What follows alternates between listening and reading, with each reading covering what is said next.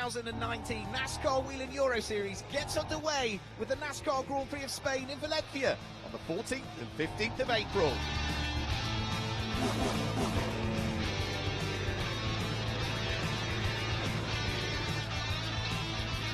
Last year, fans flocked in their thousands to soak up the sun and see some pure racing, some NASCAR racing.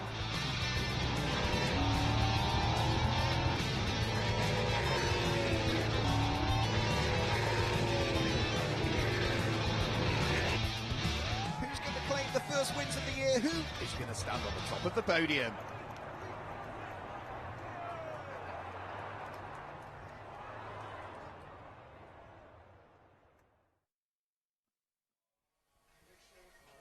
Welcome back to Circuit Ricardo Tormo for the NASCAR Grand Prix of Spain. Our final race of the weekend for the Elite 1 division will be coming up very, very shortly, and already this 2.5 mile or 4 kilometre circuit has turned out some fantastic action over the course of the last couple of races. I'm delighted to say, before we start to enjoy the build-up to our final Elite 1 race of the weekends, that Martin Heckers, who is head of General Tyre Motorsport throughout Europe, who are the new exclusive tyre supplier to the NASCAR Whelen Euro Series, joins me in the commentary box. Martin, welcome along to Circuit Ricardo Tormo. We're delighted to have you, and delighted to have you now as our key tyre supplier for this championship and series. Mark, thank you for having us. Pleasure being here. Great weekend, and we've seen some great action so far, and now heading up for Elite 1. You're the new tyre supplier, General Tyre, for this year. So for yourself as an organisation and the team that you bring with you, together with the drivers and the teams, it's a learning process this weekend as everybody gets used to your new tyre that they're supplying, and of course the weather conditions we're running in. Definitely, it's a new era for everyone. Several new parts on the car.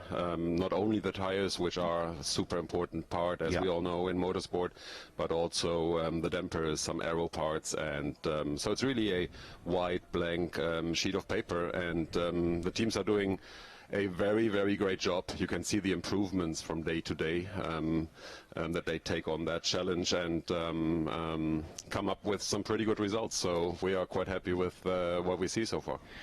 So you're the head of the motorsport side of it, but of course you've got an enormous team that are here supporting that process as well.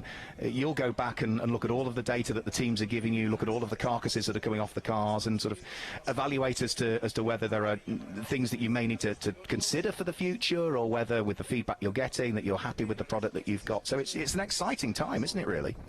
Well, absolutely. From a corporate perspective, this is certainly a great challenge in itself, as we have a marketing operation running.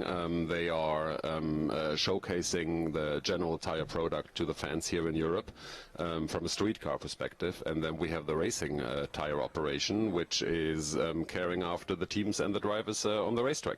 So with that specific tyre that we have, which is a spec tyre, you said it, it is the same for everyone. It's not only the same for everyone per race, it is the same for everyone throughout the season, which means it has to perform here in Valencia with 28 degrees outside, as well as in Brands Hatch, where in the morning we might have 5 degrees, and they can't change any softer compound. It will have to be the same tire that has to cater for every driver, every car, every circuit. I think in the Elite 2 race we saw the drivers I think working beautifully well. They carried the tyres over from yesterday's race. Some drivers had worked the tyre quite hard, others had sort of considered that maybe they needed to save them and push a bit harder in the second race, but overall I think all of the Elite 2 drivers did a fantastic job. The tyre was clearly working for them. The tyre was clearly working in Elite 2. You can see that very nicely when you look at the timing sheets. They did fast laps till the end. They were able to push the tyre till the end in Elite 1 yesterday, and we have to see how that is today on used tyres. In Elite 1 we saw some challenges with the drivers. There will be some work to do, but overall it is working. You can see already down there, there's Jacques Villeneuve, the ex-Formula One world champion, of course, Indy 500 winner and Champ Car champion, who is enjoying having some photographs taken with Moog, who are the supply some of the chassis and suspension parts here, and a bit like yourselves, you know, key partners. Without the likes of General Tyre and Moog and everybody that plays this important part and works in conjunction with the NASCAR Whelen Euro Series and Team FJ, it just wouldn't happen. We go now to the national anthems.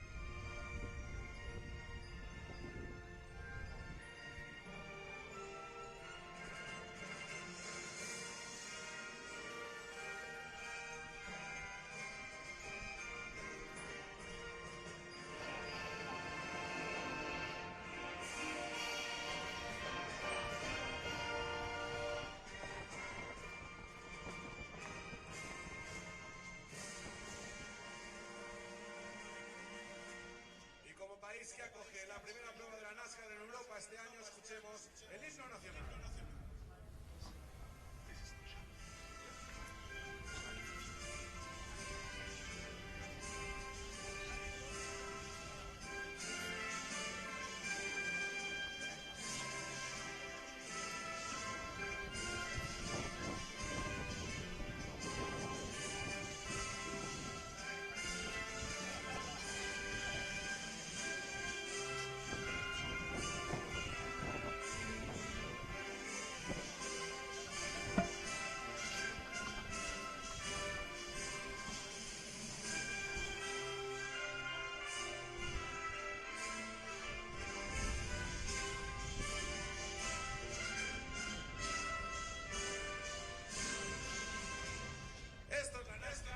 So the American national anthem followed by the Spanish national anthem as we are here just 20 miles away from Valencia at Circuit Ricardo Tormo.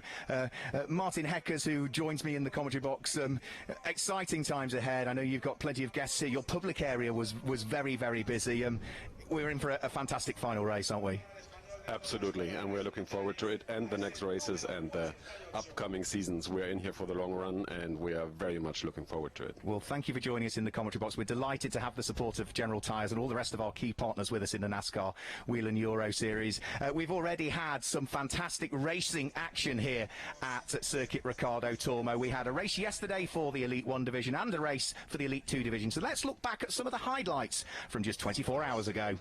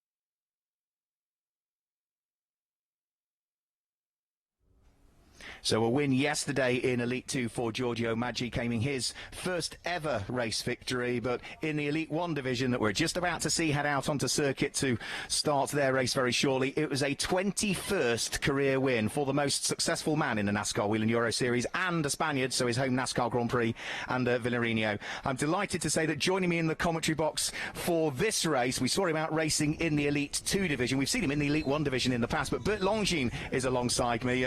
I know who you'll be rooting for, Bert. You'll be rooting for your son, Stinus, who's there on the second row of the grid, but welcome to the commentary box.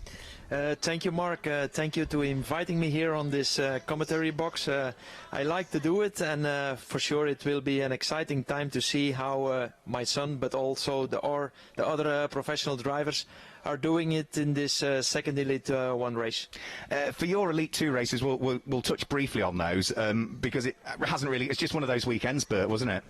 Yeah, it's one of those weekends, and to be honestly, I'm driving very carefully because I have to save a little bit the car for my son. So it's not my driving style, so it's not so easy to manage. And also to pass drivers in the Elite 2, it's not so easy because they are not used to drive door to door. There are a lot of young drivers who not understand that you can drive with two cars door to door in a corner, and they close down. So I'm not mad about it. They have to learn it. I speak with them. Absolutely. It's clear, so that's life. So for Stinus, who lines up on the second row of the grid, you see the build-up to the race still continuing down there. We'll go through the grid in a short while. It's a busy time in the Longines household, isn't it? What with your commitments with Belcar, and Stinus has had quite a busy off-season trying to get himself mentally and physically fit, you were saying, as well as being as competitive as he can on track. Yeah, we coach him now like a full professional driver, so it means it's on the physical side, it's also on the mental side, and we have a trainer already many years, but we level up everything for Stinus, also his training, and now you can see he is on the physical side very strong, but also on the mental side, and I was really surprised from his performance yesterday. And he's also going to become a father for the first time in August, which means you're going to be a grandfather for the first time, Bert. Congratulations to you both, yes. To everybody. Thank you, Mark. Yes, it will be in August, and yeah, we're looking forward to it. But we practice already a lot with Louis Longines. He's now 6 years. Yeah. My wife was 45 when she was pregnant, so we practice it a lot. And now the young Longines is coming, so we are very happy. And it's time to perfection as well, because what's the 1 month where there's no racing in the NASCAR Whelen Euro Series? August, yeah. Time for you to it. Let's have a quick look at the grid then. The way they line up is as per the fastest laps that were posted in yesterday's race. So on pole position is the number 48 car, the race winner from yesterday, and the Villarino. And see what he might be able to do at the wheel of that largely red and yellow Ford. Alongside him is the reigning champion, the back-to-back champion for Cal Racing, number 54, Alan Day. Between that pair of drivers on the front row of the grid, they have 5 NASCAR Whelen Euro Series championships between them and something like 38 victories. So, yeah, 2 of the most successful drivers in the championship. On to row 2 of the grid, the car on the left-hand side of your screen. It's sort of blue with grey and day glow. That is Stinus Longines, son of the man that's over my right shoulder, Bert Longines. And for company, he's got the Chevy number 24 for PK Car Sport. It's an all PK Car Sport second row of the grid. The Italian Nicola Rockers, who has been a previous pole sitter here but hasn't had a race victory at Circuit Ricardo Tormo.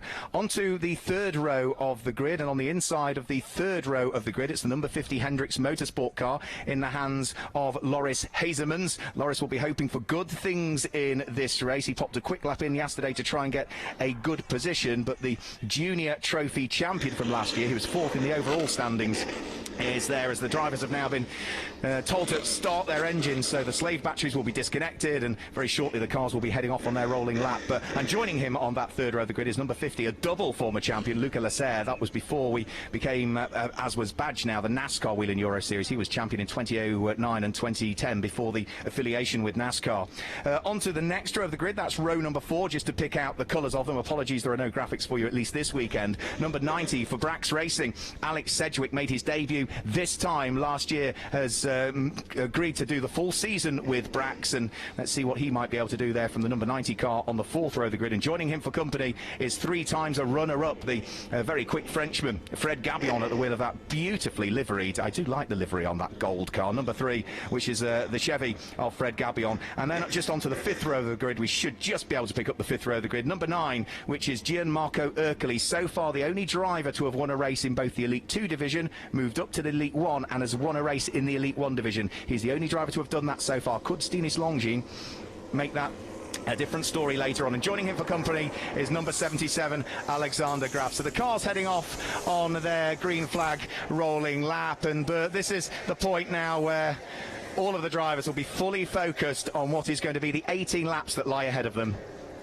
Yes, and now it's very important to heat up the brakes and the tires, and like for the first 2 laps, when you don't heat up the tires very well, for sure you lose time. It's a sprint race. There's, for example, the first 2-3 corners are a key point in the race, so when you are heating up very well, it looks just sweeping, but it's not. It's also braking and so on, and making traction on the rear tires. So it's a very important point that you heat up very, very well, because after corner number, I think 11, you have to go side by side 2 rows, and then you can do not anything anymore. So it's very important moment, this moment.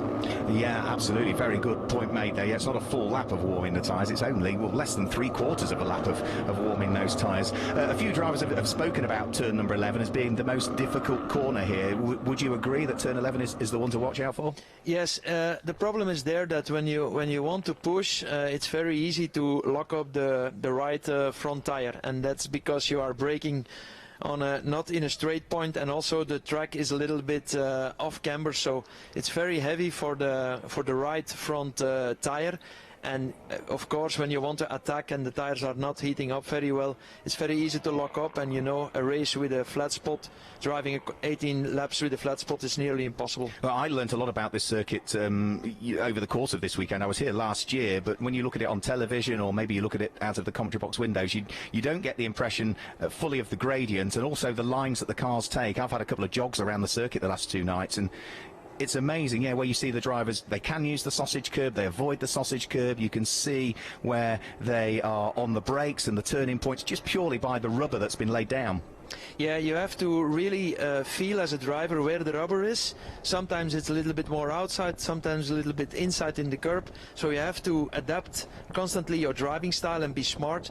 And that's like all the pro drivers, they know how to do it. And that's why you see that sometimes in the race they are changing their lines a little bit. It's like 50 centimeters, not more, but it can give you some advantage. Well, Stinis Longines had the pace yesterday, as the race winner Ander Villarino said. He said, yes, Stinis Longines, Alan Day, congratulations to them. They were very, very quick. He also admitted he made a mistake. He had a 2.6 second advantage, made a mistake at turn number 14, and he said he nearly put it into the gravel trap there, but thankfully just avoided it to go on and claim the win. Well, what are we going to see today in the Elite 1 division? So many race winners and former champions, whether it be Elite 1 champions or Elite 2 champions on the grid. And of course, this is the last race of the weekend before we pack things up and head to Franciacorta, just outside of Milan in northern Italy, for rounds 3 and 4 of the championship in a few weeks' time. The safety car will pull off the circuit. Remember, this is a slightly longer race than Elite 2, 18 laps. Buckle up, everybody. We're about to go green for the final time here at Circuit Ricardo Tormo, Valencia, for round 2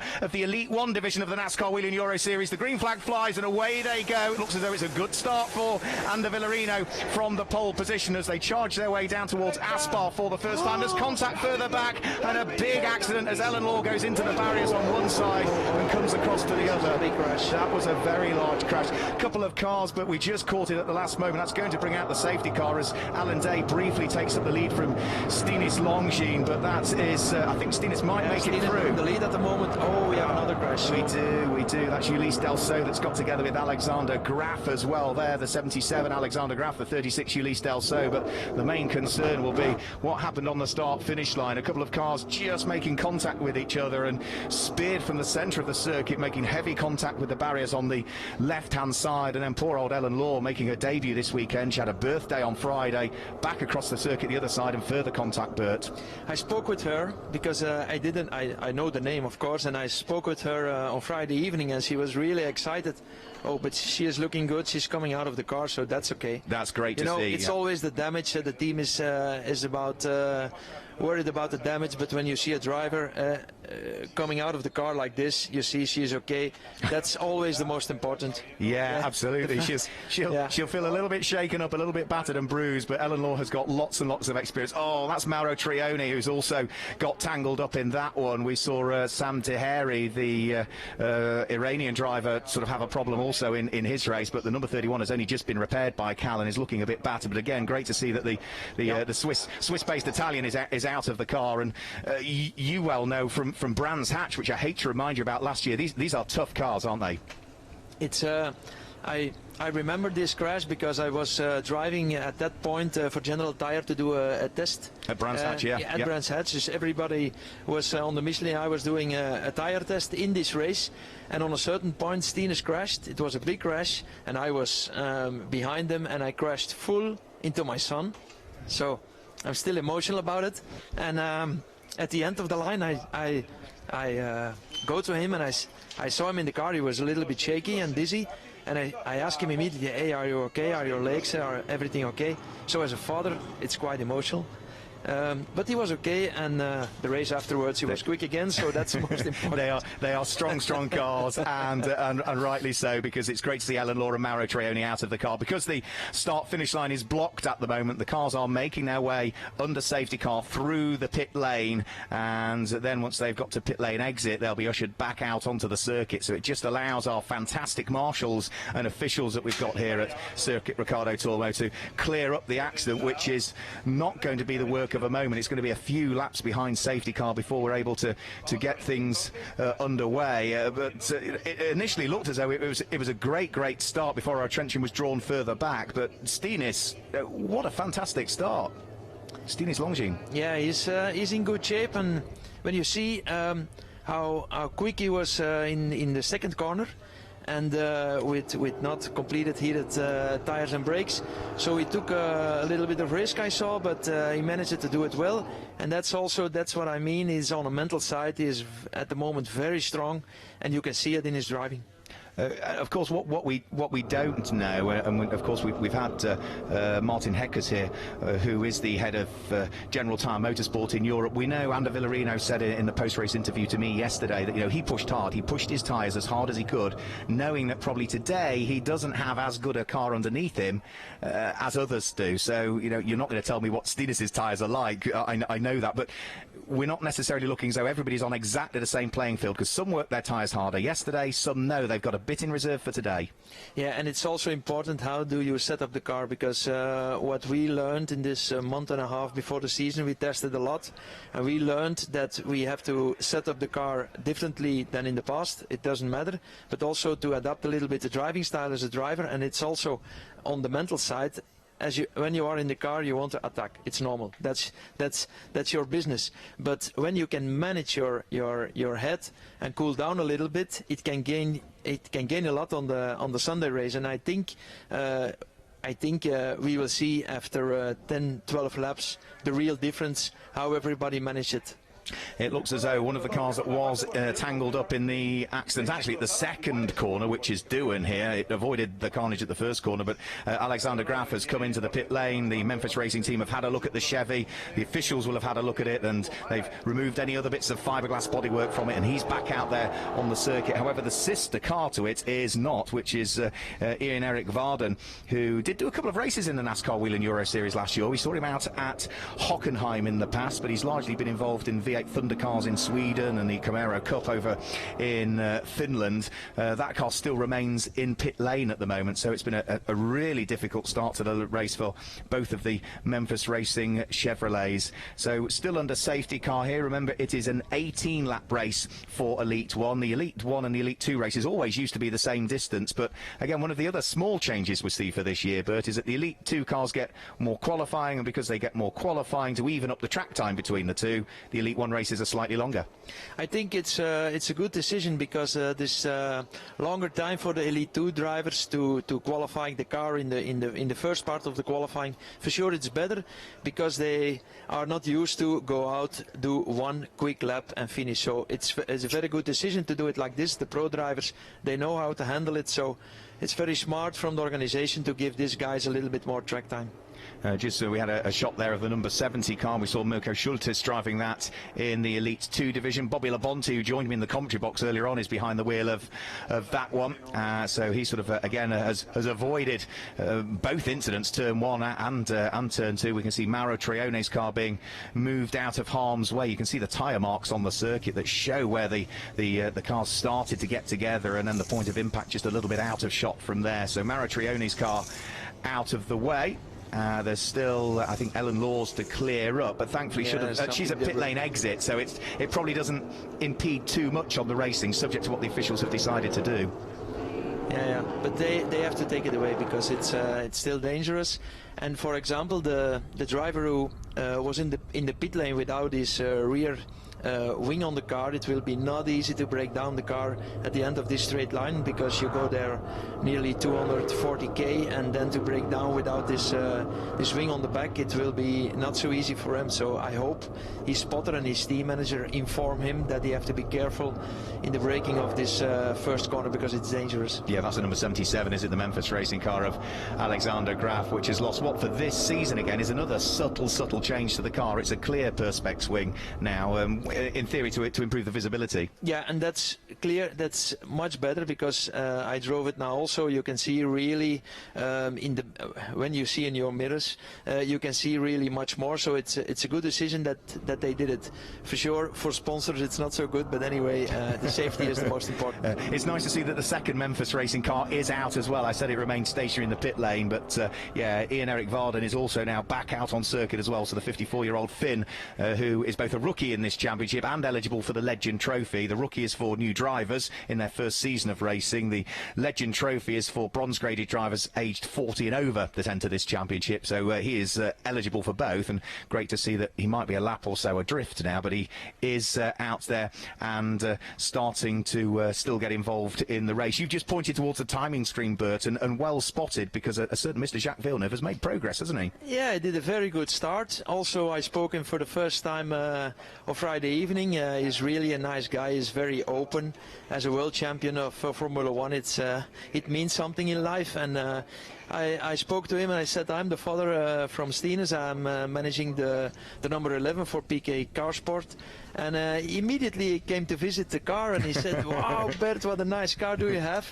So yeah, it's really a nice guy.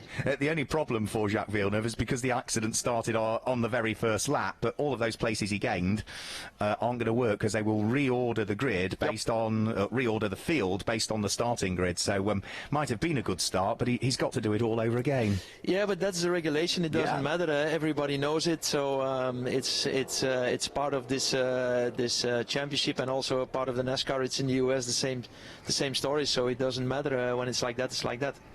So that reordering might just take a while, because I think largely the clearing up has been done. I think Ellen Law's car I did see sort of moving further away, because it's quite an open exit to the pit lane, but we still remain under yellows here, which means when the cars come over the start-finish line, we'll be down to 15 laps to go. I think, yeah, 15 laps to go, and with the reordering, of course, it means that Steenes Longines, having taken the lead, he'll be bumped back down again to third position. For example, Mark, yesterday evening I was looking on the television to the reportage of Gilles Villeneuve. Yeah. Because you know Gilles Villeneuve, he had a big accident and he died in Zolder. It's our home track. And yesterday I was in the hotel. I was thinking what I'm gonna look to. So I spoke with Jack, and I thought, hey, I'm gonna look to the documentary of it's in Belgium. They made it Belga Sport documentary of Gilles Villeneuve. So I saw it yesterday, and also Jacques is already many times in this documentary. So it's really cool to see him driving here and performing well. And of course we will visit Zolder at the end of the year as well, when we for the double points final. If you're not driving for the rest of the year, does that mean you're back on team spotting duties again? Will you be spotting for the 11? Yeah, we have our spotter that is with me for, I think, 25 years of racing. Wow. Hans. So he's normally doing his spotting, but I will be on the radio when I can help. But normally it's just Hans, I don't do it, but I just help when I see something on track that I can say to Stinus how to manage the car. And I did, I mean, I'm not wanting to release information that doesn't need releasing, but I did spot there are other driver names other than Stinus is on the car, which suggests you know who the other drivers are that are coming in to race the 11 later on in the season. Yeah, it's we had last year we had Tom Bonen already in the championship is the world champion of cycling. King of the mountains, wasn't he? Yeah, he is really strong. He's still very strong. I know him very well. He will be in the car for the semi-finals and the finals. And then we have another, because we know a lot of cyclists in Belgium.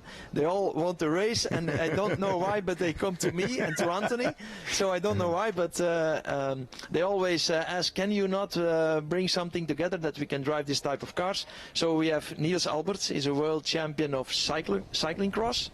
It's also, it's really a very strong guy, and he tested already 3 days in Belgium. He is doing very well. I did already races with him for Volkswagen, so he knows a little bit what's going on. But now in this big cars, he was really impressed. But he was quick and he was doing well. So. Oh, we look forward to seeing that pair of drivers out throughout the course of this season, both sharing the car in reality in the Elite 2 Championship throughout the course of the year. So the reordering still going on. 15 laps to go here in the Elite 1 final for round 2 of the 2019 NASCAR Whelen Euro Series, a series which sort of travels around Europe, slightly extended calendar for this year, because the next couple of races take place on the 11th and 12th of May for the NASCAR Grand Prix of Italy. That is at the tight and twisty but a very enjoyable little circuit, Franciacorta, just outside of Milan. Then from there, for rounds, the next few rounds of the championship, rounds 5 and 6, we head to Brands Hatch in the UK on the Indy circuit there.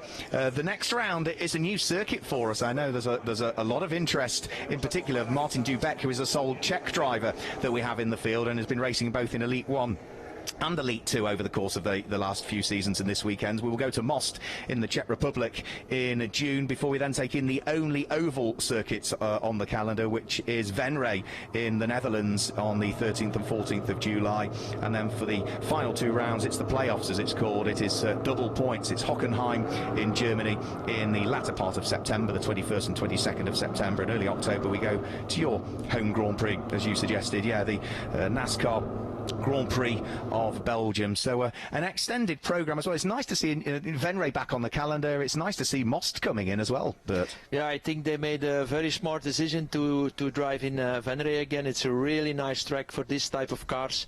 I drove there 2 weekends when I was driving still Elite 1, so it's really nice to do. You come into a zone as a driver in these ovals.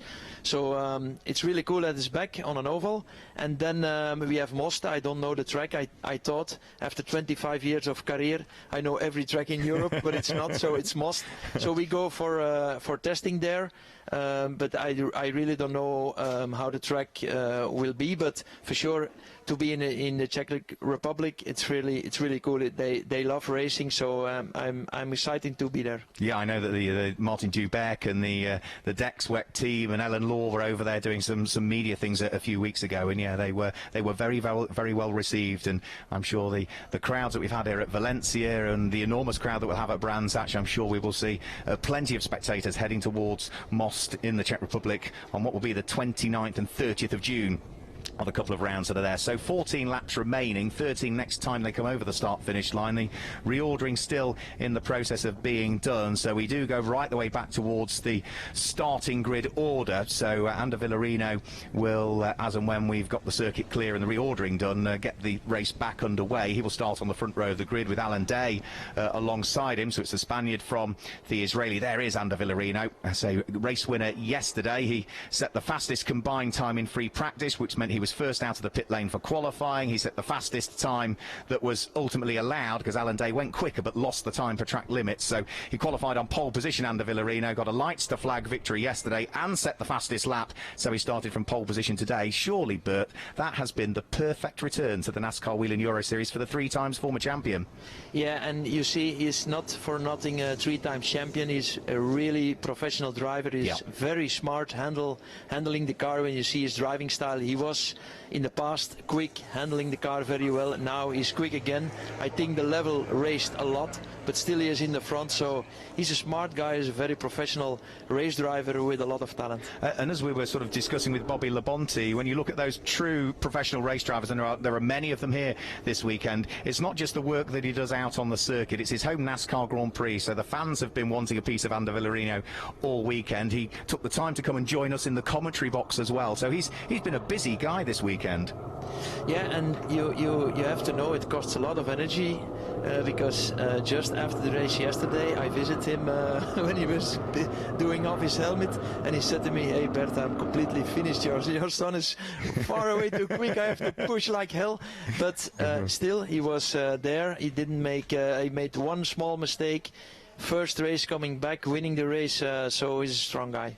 Yeah, Ander Villarino, who's done plenty of winning here. He took a couple of wins in 2012. The safety car will be in at the end of this lap. He took a win in 2014. He took a win in 2015 as well. So the win yesterday is his 5th victory now here in the NASCAR Whelen Euro Series at Circuit Ricardo Tormo. And can he add further to that and extend it to 6 wins and maybe 22 in total in the series? Or might the man behind him, the yellow car from Cal Racing, Alan Day, have a thing or two to think about? Because of course he is a back-to-back champion, having won the championship in 2017 and 2018. He's already got 17 career wins in the NASCAR Whelen Euro Series Elite 1 division under his belt. But that's not to rule out Stinis Longines, your son, who is a former Elite 2 champion, has done lots of winning in Elite 2. He has stacked up something like 9 wins in Elite 2. But that elusive first win in Elite 1, it's not far away, Bert. It could be today. Surely it's going to be this season. Yeah, for sure, and that's why we work so hard. And when you see where he started in this NASCAR series as a rookie, he took the champion. Then as a Elite 2, he took the championship. Then afterwards in the Elite 1 he was also like the rookie. No, it was the, I don't know the junior championship. So he proved already a lot, and now he's with the big boys, and you can see he's strong, but still it's not easy.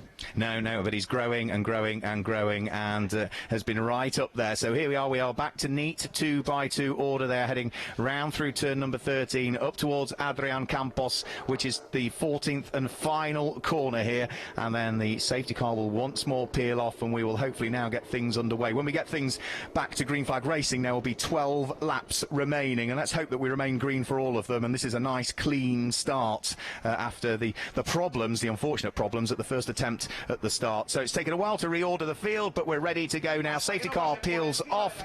The drivers will hold formation. They will wait in their 2 lines, bumper to bumper, door handle to door handle, until the green flag is waved. And then when it's waved, they still can't break from that formation until they cross the line. We go back to green flag racing, and again it looks as though Ander Villarino has got a good start, a better start probably this time than the first one. Alan Day is on the outside line as they head up towards the right-hander at Aspar, and as they squeeze their way through that first right-hander, Alan Day runs out a little bit wide, and that's allowed Stinis Longines up the inside as they head up towards Do, and Alan Day now needs to close the door on Loris Hazemans, and a little bit of bumping and boring, but nothing more than that. It's Ander Villarino that leads. Stinis Longines in second place, Alan Day there in third place, but that was a good start from Ander Villarino, yesterday's race winner. Yeah, he did it better, because I saw on Stinis he lost a little bit in the real start. So, but still he is 2, so he did a very good job, and it looks like everything is clean now. So they are doing well.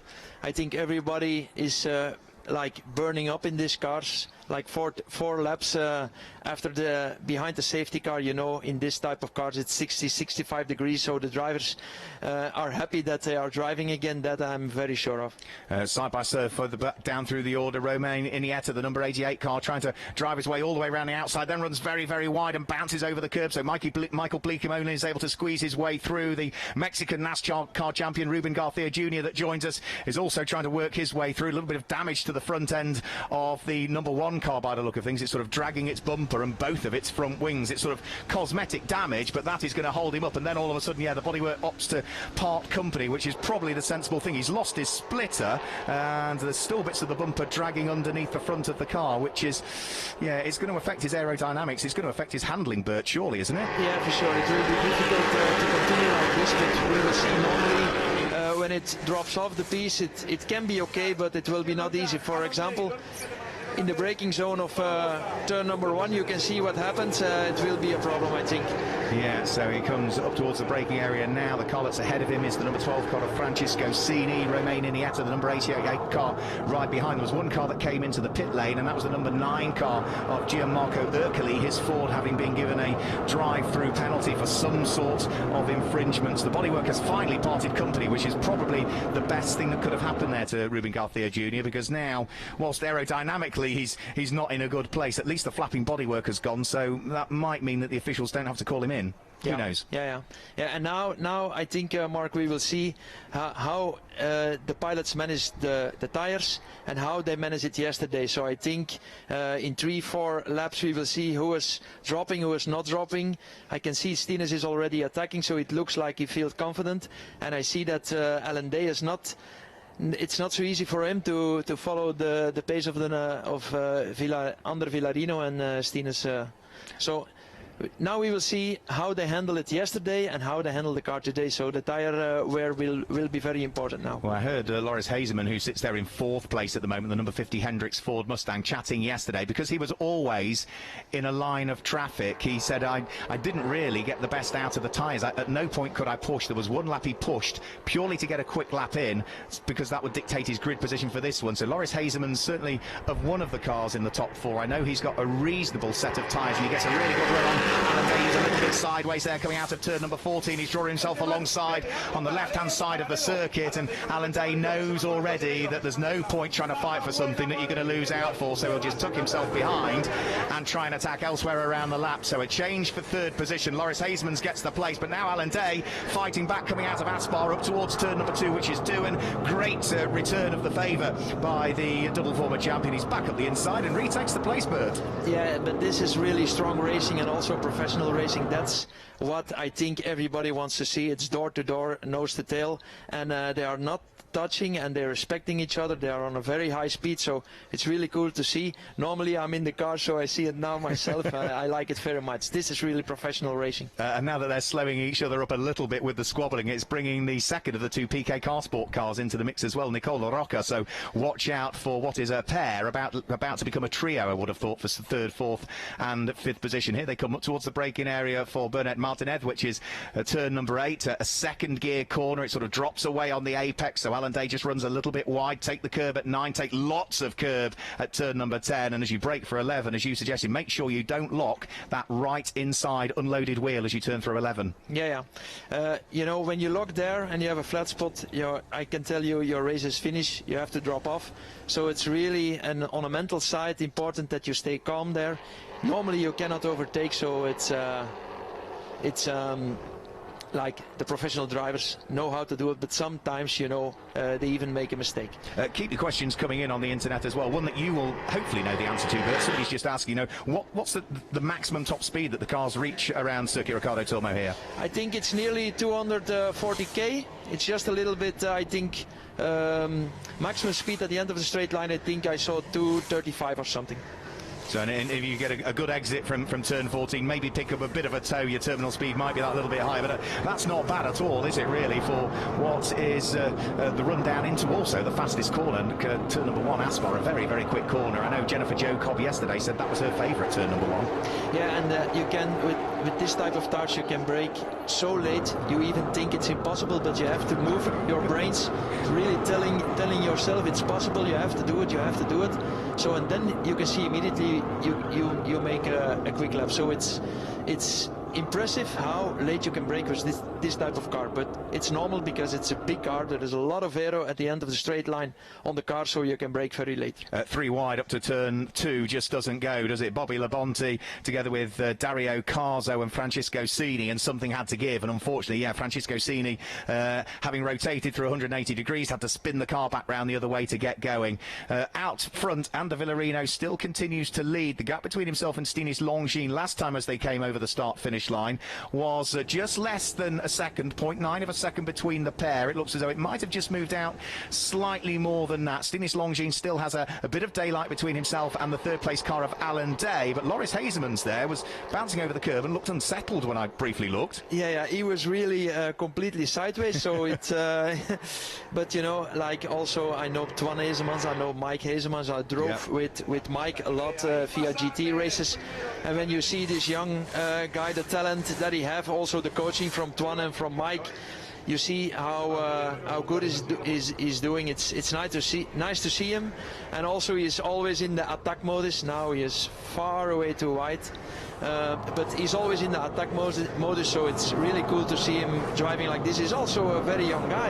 He is, yeah, he's only 21 years of age, but Alan Day makes a mistake there. The tail end of the car got away from him. He had to correct it with a little bit of opposite lock, and straight away the 21-year-old Dutchman is through. Of course, remember that Loris Hazemans was the junior champion in Elite 1 last year. He finished 4th overall in the 2018 championship, and he's now got last year's champion behind him. And Alan Day is also under pressure from Nicola Rocker, who thought about having a quick look up the inside. The door is open. Alan Day seems to be struggling now, but all of a sudden he just seemed to have the car underneath him, a totally different car underneath him to what he had a couple of laps ago.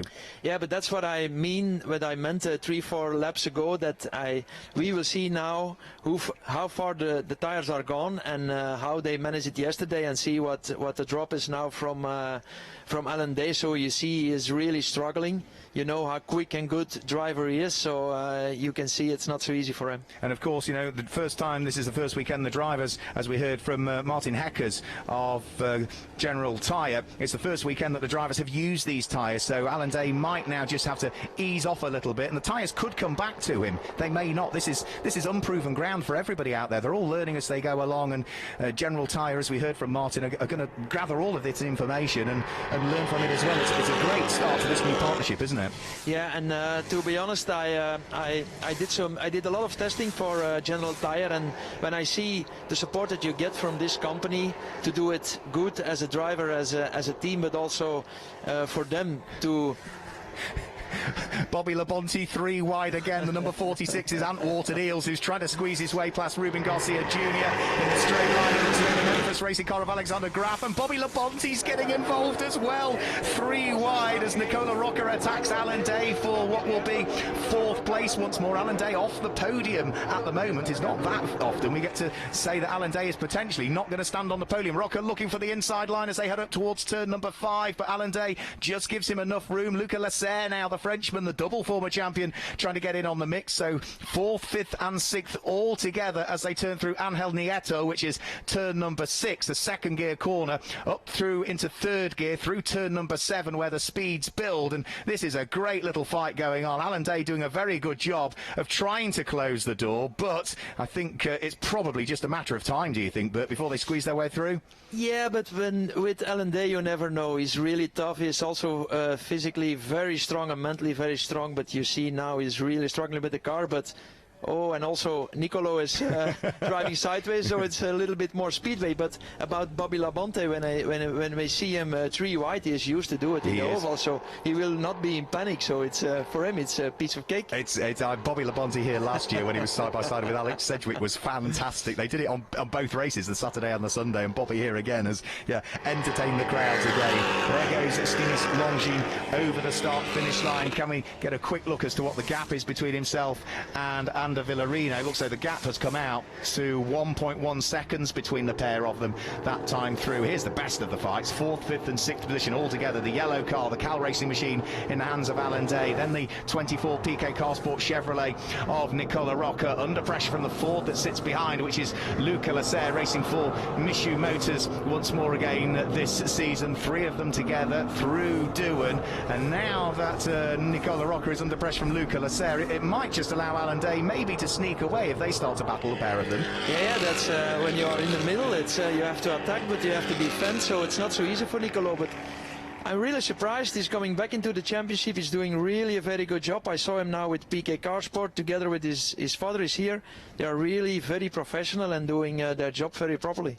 Yeah, Nicola Rocker is always a quick guy, Nicola Rocker. We've seen him 4 times last year in the NASCAR Whelen Euro Series. He's under pressure again from the number 33 of Luca Lasser, but the Italian just manages to get the door closed. He finished 4th overall in the Elite 1 Championship back in 2016. We first saw him out in the NASCAR Whelen Euro Series, 6 years ago now, 2013, having previously competed in the likes of the Italian Formula Renault Championship single-seaters, as many of these younger drivers have sort of cut their teeth as such. And I was absolutely right, yeah, now they're battling. Alan Day, the yellow Cal Sport machine, is just edging away all of the time, isn't he? Alan will be very happy that they are fighting, because you know how hard he was struggling, but it means that Alan is also very tough, because he didn't give up.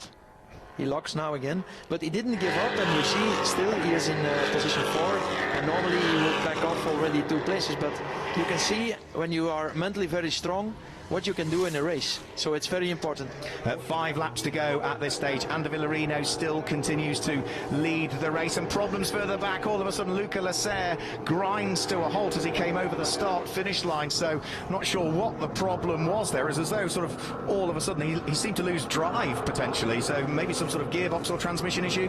For sure there is a technical problem, because he backed off immediately after corner number 14, as you can see. It's a pity, because it was a really nice fight between these guys. One driver I'm personally going to pick out at this stage, and that is because he started 29th on the grid after problems, and the cameraman has just picked him up as well. That was the number 27 car of Tomo Ferrando. And we also see Jacques Villeneuve coming into the pit lane. Problems for the Go Fast Racing Chevrolet in the hands of the former champ car and Formula 1 champion. It looks as though his debut weekend in the NASCAR Whelen Euro Series is not going to end happily in the second race here at Circuit Ricardo Tormo in Valencia. He is in the pit lane and out of the race. Ander Villarino still continues to lead. The daylight ever increasing between himself and Stinis Longines. Well, considering Ander Villarino said he worked his tyres hard yesterday, he is doing a superb job today, Bert. Yeah, but you know, he's a strong guy, and he have a lot of talent, and you see how he managed it. It's really a great job. I was expect him to drop, yeah, but he don't drop, and I think we have still 5 laps to go, so I think the gap is too big, and also Stines is sliding now. I can see it also. Boris Hesemans is fighting, but for example, Mark, when you see Sebastian Blekemolen, he's a very professional driver. He's very quick. He's coming to the championship. When you see, it's not easy for him to drive into the front. He's really good. You know, his father, you know, his brother, they are really professional race drivers. I spoke with them and he said, hey Bert, I like it very, very much, but it's not easy, so it's cool to see that they are all there. So yeah, Ander Villarino leading. Who's leading the junior trophy? Loris Hesemans will be the leading junior trophy driver that we've got, which is for drivers under 25 years of age that are entered into this championship. And the leading challenger driver is going to be down in 14th position, which is Dario Carzo. Those are for bronze and silver graded drivers that enter the championship. There is Ant Wharton-Eels, the reigning mini challenge JCW champion from the UK. His car looking slightly battered. He's having a good little fight though with Gianmarco Ercoli, who had a drive-through penalty, and Gianmarco Ercoli has got last year's Elite 2 champion Ulysse Delso behind him with Max Lancer's repaired car, because that was involved in the Turn 1 accident in the Elite 2 race that we had earlier on. The club's motorsport have done a very good job of repairing that car and turning it out. You'd never know it had the scuff earlier on, would you? Yeah, but for example, when you see Gianmarco Ercoli, when you see what a quick driver he is, and when you see at this point where you have to fight for a position, that means qualifying is one of the most important things in this race, because you will be held up all the time when you are in this type of of traffic, you lose for sure 1.5 seconds a lap, and because everybody knows he's quick, he won already an Elite 1 race, but you see how hard it is for him to come back on this level of driving. Yeah, he just managed to gain the place there on Antwerp Eels, and also I think Ulysse Delso followed him through. Under Villarino back over the start-finish line very, very shortly, which means there'll just be 2 laps to go, and Under Villarino closing in on potentially victory number 22 in his NASCAR Whelen Euro Series career. Antwerp Eels about to lose another place here as Max Lanter dives at the inside, makes contact with Ulysse Delso. The two of them get together, and that was Max Lancer coming from a bit too far back, snatched his brakes, and Ulysse Delso was already sort of turning into the corner, and they've both not come off particularly well, but Max Lancer has now got a fair chunk of damage again to the front of his number 41 car. That's something what you don't see with the full pro drivers. They know how to do it door to door into the corner. There is space enough. Of course, they are young, and I understand well that they want to attack, but everybody could see it was impossible. So that's something for coaches and spotters and team managers to explain these young guns, that you can be in an attack modus, but you cannot be too opportunistic, because then for sure you fuck up your own race. But for the other guy, it's also a pity.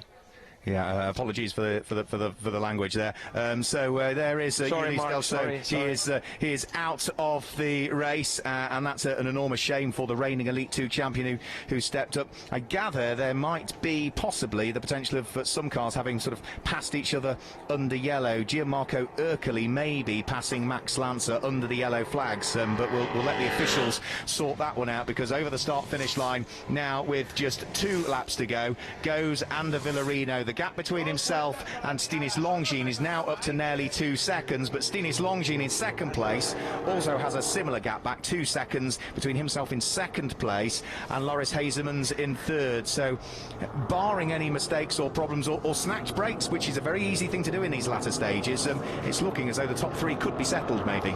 Yeah, I think so also. Just before the race I spoke with Stinis, and I told him, be smart. Like in this situation, you can over-attack yourself. You can make a mistake. It's better to save the second place. It's impossible to pick up Under Villarino. And I know there's just one more lap to go after this one, and I'm sure you will want to go and celebrate with the team. So feel free when you need to go, but go and enjoy the moment with the team and your son. Absolutely. Thank you, Mark. Thank you that you invited me here. I'm very happy, and it was a really cool race. I hope Stinis will end in the second place. Thank you. Okay, there we go. We'll let Bert Longines go now, because he needs to be there to cheer his son over the start-finish line. Thanks for joining us, Bert. All the best, mate. We'll catch you again very, very soon indeed. So thanks to Bert Longines for joining us. He's going down to cheer on Stinis, who is now, just a lap and a bit away from maybe claiming another second spot here. Both times going to be runner-up, isn't he, to the very, very rapid and hugely impressive this weekend Under Villarino. He has managed the whole process of this new tyre with the new damper and the new aerodynamics with that rear wing beautifully well on his return to the championship in a car that has changed since he last raced here. So it's not the same car as a couple of years ago when he was last here. There have been subtle changes, and he has worked with the team, who are a new team, remember, in the NASCAR Whelen Euro Series. New team for the 3 times former champion, who is now just a lap away from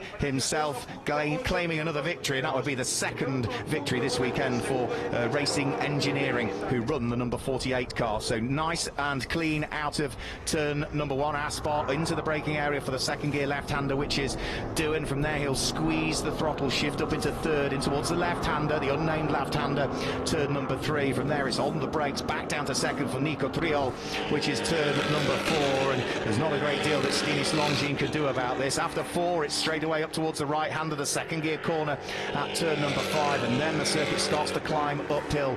Stay in second gear, in towards Angel Nieto, the left-hander, and then from there you accelerate your way through towards Curva de la Afición, which is turn number 7, the flat-out left-hander, onto the brakes, back down into second gear for Bernat Martinez, and now here's the best part of halfway around this 4-kilometre lap, and on course for victory number 22 of his NASCAR Whelen Euro Series career. This is where he just needs to be careful, that sort of left-hander where it's very easy to lock the brakes. But despite the fact he said yesterday he'd worked his tyres as hard as he could, at no point did he ease off. He pushed all race and had to, because Stinis Longines was so close to him in yesterday's race. But Ander Villarino is looking as though he has done something remarkable. He didn't think he'd have the pace here today. He thought he'd probably worked too hard yesterday, but as he heads round through Adrian Campos for the final time, he accelerates towards the checkered flag, and it's a double win at his home NASCAR Grand Prix for Ander Villarino, who takes the checkered flag now and secures round 2 of the NASCAR Whelen Euro Series Elite 1 division. Stinis Longines comes through and finishes in 2nd position, and it's going to be Loris Hazemans who comes through to complete the top 3, and Loris Hazemans will also, as a result of that, take the junior trophy as well for the drivers that are eligible for that, those that are under 25 years of age. Alan Day, last year's champion, the double champion, will come through and finish in 4th position. But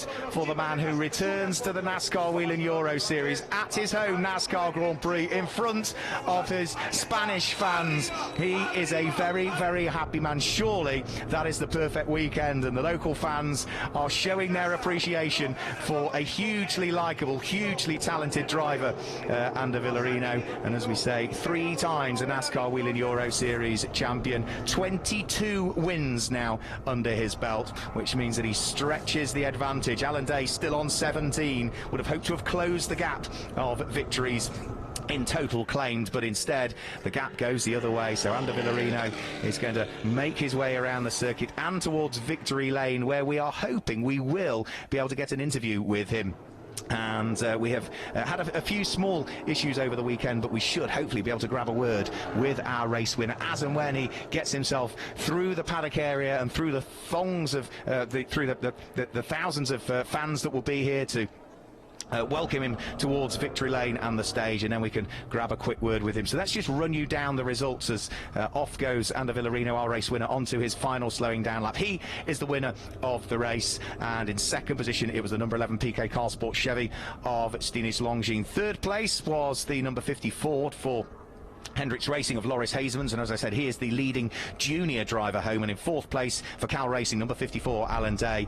In 5th position, that is where we see Nicola Rocker. He will be the 2nd of the junior categorised drivers home and over the start finish line. And 6th place goes the way of number 3, the Frenchman Fred Gabillon. 7th place for number 88, Romain Iniesta, teammate to race winner Ander Villarino, with 8th place going the way of number 64 Salvador Tinio Arroyo. He will be the 3rd and final junior driver that we will see head towards the podium very, very shortly. 9th place, but what a drive, I've got to say, from what was a position way down, 29th position up to 9th for Tomo Ferrando. Largely because he only did, I think, half a racing lap yesterday before the transmission broke, so he knew he'd got good tyres underneath him for this one, and pushed as hard as he could to clamber his way up through the order to finish in 9th place. And completing the top 10 was number 7 Martin Dubeck. 11th place was number 78 for Brax Racing, Mark Goosens. Sebastian Bleekimonen completes his weekend, his first weekend in the NASCAR Whelen Euro Series, in 12th place. And in 13th place, that was the winner of the Challenger Trophy, number 8 Dario Carzo. We saw Nicola Risitano bring that car through to victory in the Elite 2 race earlier on, but Dario Carzo brings it home for a victory in the Challenger Trophy race for the older drivers in the category in 13th place. Bobby Labonte, number 70, was in 14th place. 15th was number 9, which is Gianmarco Ercoli, ahead of Ant Walton Eels, Kenko Mura, Henry Tuamala, Ruben Garcia Jr., Francisco Cini, and Alexander Graf, who wraps up in 21st position. Well, that was a fantastic race. Ander Villarino showing his class. He might have lost the lead on the initial start, but the incident that occurred where Ellen Law speared from one side of the circuit to the other, and Mauro Trioni was caught up in it as well at the wheel of his Cal Racing machine, instantly brought out the safety car, and despite having got the jump and taking the early lead, of course, the reordering meant that Stinis Longines had to drop back down into 3rd position, which means that come the restart of that race, Ander Villarino was back at the front, and well, there was no looking back from him from there. Stinis Longines pushed hard in the early stages of the race and matched the pace of Ander Villarino, as did Alan Day, Loris Hazemans and Nicola Rocker, but as Stinis Longines put more laps on the car, it sort of lost a little bit of its pace. Alan Day lost positions as his car seemed to struggle as well in the warm temperatures that we've got here at Valencia Circuit Ricardo Tormo, and ultimately the reigning champion, the back-to-back champion from 2017 and 2018, even dropped off the podium places, which was something that is very unusual to see for the hugely talented, competitive, but enormously focused driver. So there is the number 48 racing engineering car of Ander Villarino. He will be absolutely delighted with what has surely been, as far as he's concerned, the perfect weekend for him.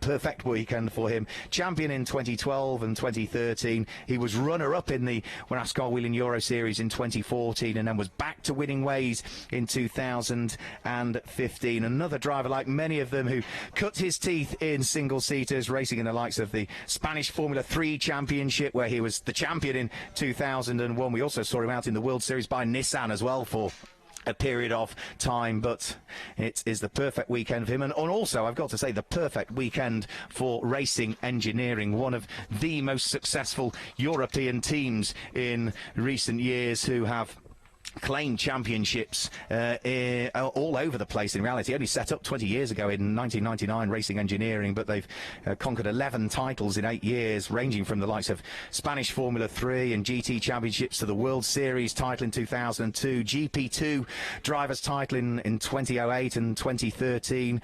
They were GP2 vice champions twice in 2015 and 2016. They finished runners-up in the European Le Mans Series last weekend. So for the team, or last season I should say, for the team and for Ander Villarino, that is the perfect weekend for them. And of course, remember, the man who's done all of the winning in Elite 1 this weekend, it is his home NASCAR Grand Prix as well, and that now means 6 victories here at Circuit Ricardo Tormo alone at Valencia. He receives the congratulations of the team, and they will be absolutely delighted with his performance over the course of the weekend. Of course, we've also seen that number 48 car go really well in the hands of Myatt Snyder in the Elite 2 division.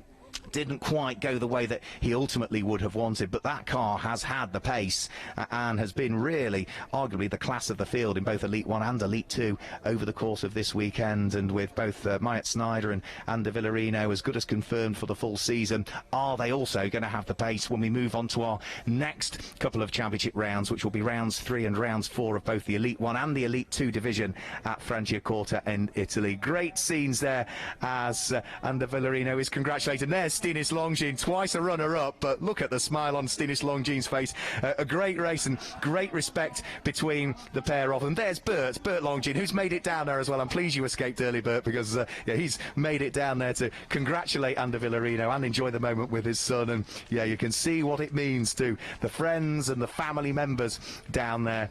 And also for our double race winner this weekend, Ander Villarino, who is about to put on the Stetson, and I gather we will be able to grab a word with Ander Villarino, which is going to be a great way to cap off what has been a fantastic weekend of racing here at the NASCAR Whelen Euro Series Championship openers at Valencia for what is really the traditional start to the season here, wasn't it? 2012 was our first visit, but that was a middle part of the season, but it's held the opening rounds in 2014, 15, 16, 17, 18 and now in 2019, so it's becoming a bit of a tradition us coming here for the first couple of races of the season. So Ander Villarino just receiving the last few little congratulations from the team, and now it's time for us to have a quick chat to our race winner. 2 races, 2 wins in the Elite 2 2019 NASCAR Whelen Euro Series. How do you feel? I'm sorry for that. How do you feel? Over the moon. Thanks to racing engineering team. Fantastic car. It's been tough, man. Stins, great race, and I've seen Loris was the fastest on the race. He was coming back to Stins, but really Stins. Both of them, they're really young, and they're the bright future of the championship. Hope to continue to stay in front of them. I don't know what's happened behind. I don't know in which place has Alon finished, but. Well, honestly, finishing first in 2 races here is more than a dream with, you know, home race. I love this track. It's my favorite track. It's my 6th win in 8 races in Euro NASCAR here, and my 9th win in this track. So again, thanks to the team. Fantastic. Congratulations to Stins and Loris. They've done a fantastic race. Stins was really pushing and putting me a lot of pressure. He's really young, so I think he's gonna give us very, very tough year. Of course, there are other drivers on the championship that today maybe they haven't found good setup, as my teammate Janetta or maybe Alon. I don't know what's happened with him today. Gabillon, who's very, very fast. Cousins. I don't know. For sure, I forget. Yeah, Lasser. For sure, I forget someone. But there's a so strong field that finishing here first in both of the races is a tremendous, tremendous honor.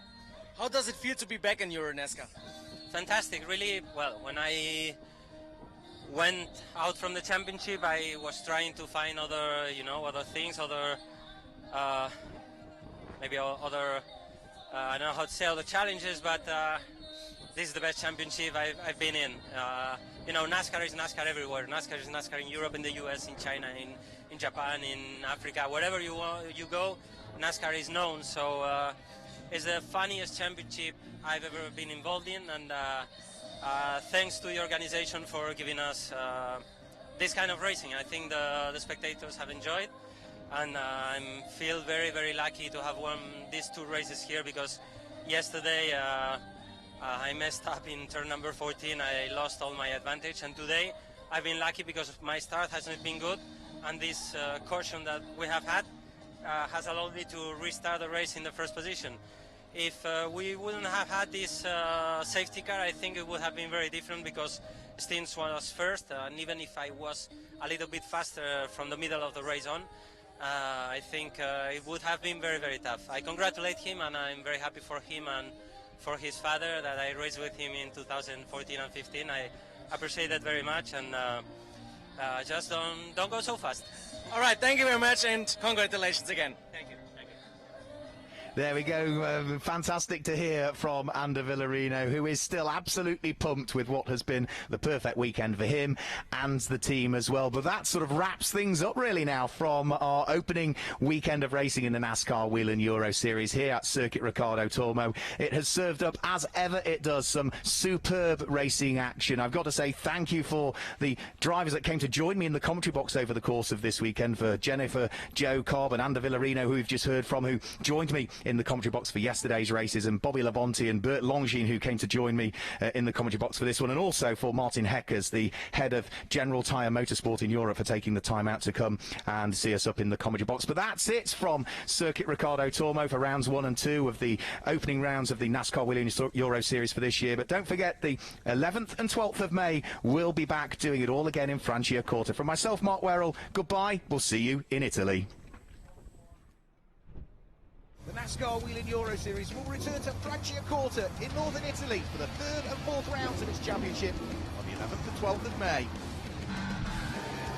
Last year's encounter provided some fantastic racing, wheel-to-wheel action all the way through.